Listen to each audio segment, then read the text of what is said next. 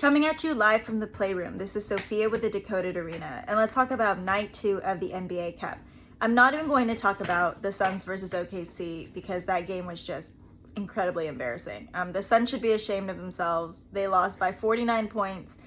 Let's move on to the Lakers versus the Spurs. That game was also embarrassing in a different fashion. The Spurs weren't even playing with Wemby, but they really made it clear the defensive shortcomings of the Lakers. And we already knew the Lakers, were weak defensively, but I felt this just put it under a microscope or put a spotlight on it. The Lakers also had issues shooting.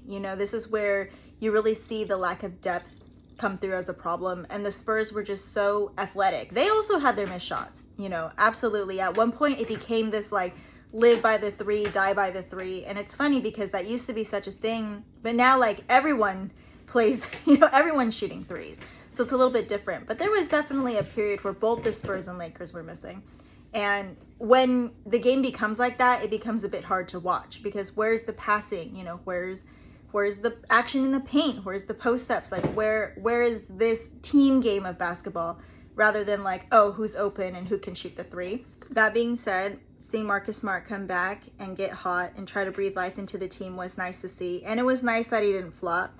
While I was watching this game, I know last week I was like, don't trade the whole bench for Giannis, don't do it. But there were points during this game I was like, trade them all. Trade everybody but Luka. Let's move it. And I am going to say I felt it was unnecessary to review that foul on LeBron. It was obviously a common foul. It was not a flagrant foul. But overall, I really felt like the Spurs just did such a good job. Their whole starting lineup had double figures and they just showed they wanted it more. Thanks for watching.